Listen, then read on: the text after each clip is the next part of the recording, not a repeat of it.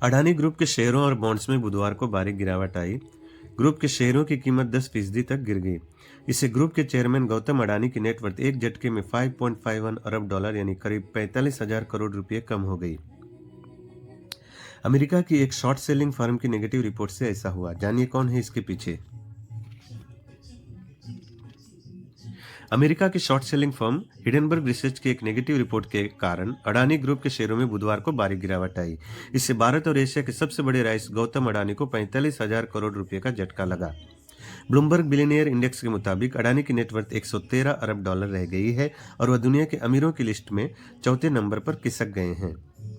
Hindenburg research की report में दावा किया गया है कि अडानी ग्रुप में सब कुछ ठीक ठाक नहीं है। ग्रुप दशकों से कुल्लम कुल्ला शेयरों में गड़बड़ी और अकाउंट धोखाधड़ी में शामिल रहा है। हालांकि अडानी ग्रुप ने इस रिपोर्ट को झूठ का पुलिंदा बताते हुए कहा है कि एफपीओ से पहले उसे बदनाम करने की साजिश है। अडानी ग्रुप का 20,000 करोड़ रुपए का एफपीओ शुक्रवार को खुल रहा है। हिडनबर्ग रिसर्च ने अब तक कई कंपनियों का पर्दाफाश किया है। इसकी स्थापना 2017 में नाथन एंडरसन ने की थी। यह एक फॉरेंसिक फाइनेंशियल रिसर्च फर्म है जो इक्विटी, क्रेडिट और डेरिवेटिव्स को एनालाइज करती है। इस कंपनी का नाम 6 मई 1937 में हुई हाई प्रोफाइल हिडनबर्ग एयरशिप हादसे के नाम पर रखा गया है। यह दुर्घटना अमेरिका में न्यू जर्सी के मैनचेस्टर टाउनशिप में हुई। हिडनबर्ग रिसर्च किसी भी कंपनी में हो रही गड़बड़ी का पता लगाती है और फिर उसके बारे में रिपोर्ट पब्लिश करती है। कंपनी के वेबसाइट में कहा गया है कि उसकी नज़र मैन डेट डिजास्टर पर रहती है। उनमें अकाउंटिंग में गड़बड़ी, कुप्रबंधन और अनडिस्क्लोज रिलेटेड पार्टी ट्रांजैक्शन शामिल है। ये प्रॉफिट कमाने के लिए टारगेट कंपनी के खिलाफ बेट लगाती है। राइटर्स की एक रिपोर्ट के मुताबिक नाथन एंडरसन ने यूनिवर्सिटी ऑफ कंटिकिट से इंटरनेशनल बिजनेस में डिग्री लेने के बाद एक data company FactSet Research Systems Inc में काम किया। वहां उनका काम इन्वेस्टमेंट मैनेजमेंट कंपनियों से जुड़ा हुआ था। साल 2020 में वॉल स्ट्रीट जर्नल को दिए एक इंटरव्यू में उन्होंने कहा था, मुझे महसूस हुआ कि काम चलाऊ एनालिसिस हो रहा है। दिलचस्प बात है कि नाथन एंडरसन इजराइल में एम्बुलेंस ड्राइवर का काम भी कर चुके हैं। उनका कहना है कि उन्हें भारी दबाव में काम करने में मजा आता है।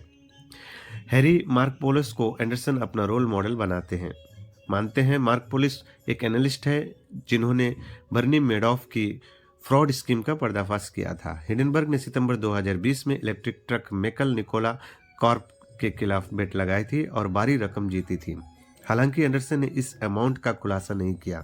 उनका कहना है कि निकोला ने अपने टेक्नोलॉजिकल डेवलपमेंट के बारे में निवेशकों को धोखा दिया। निकोला ने एक वीडियो में दिखाया था कि उसका इलेक्ट्रिक ट्रक पूरी रफ्तार के साथ पहाड़ी पर चढ़ गया, लेकिन सच्चाई यह थी कि यह पहाड़ी से लुढ़क गया था। पिछले साल अमेरिका का एक जूरी ने निकोला के फाउंडर ट्रेवर मिल्टन को निवेशकों को धोखा देने का दोषी करार दिया था। कंपनी को मामले का निपटारा करने के लिए अमेरिका के सिक्योरिटीज और एक्सचेंज कमीशन को 12.5 करोड़ डॉलर देने पड़े थे। निकोला जून 2020 में लिस्ट हुई थी और इसका वैल्यूएशन कुछ दिन बाद 34 अरब डॉलर पहुंच गया था।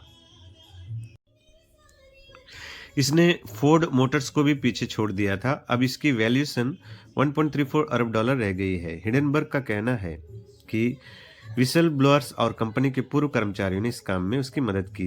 हिडनबर्ग 2017 से अब तक कम से कम 36 कंपनियों में संभावित गड़बड़ी का भंडाफोड़ कर चुकी है। पिछले साल इसने social media platform Twitter ink पर पहले शॉर्ट और फिर लॉन्ग पोजीशन ली थी। मई में उसने कहा था कि अगर एलन मस्क 44 अरब डॉलर की डील से मुस्कुराते हैं तो कंपनी के शेयरों में गिरावट आ सकती है। जुलाई में एंडरसन ने लॉन्ग पोजीशन लेते हुए मस्क के खिलाफ बेट लगाई थी। अक्टूबर में मस्क ने यह डील ओरिजिनल कीमत पर पूरी की। अगर आपके पास किसी कंपनी के शेयर हैं और आप उसके बढ़ने की उम्मीद करते हैं तो इसे लॉन्ग पोजीशन कहा जाता है। दूसरी ओर, अगर आप किसी शेयर के भविष्य में गिरने की आशंका रखते हैं और उन्हें अपने नाम पर ट्रांसफर होने से पहले ही बेच देते हैं तो इसे शॉर्ट पोजीशन कहते हैं।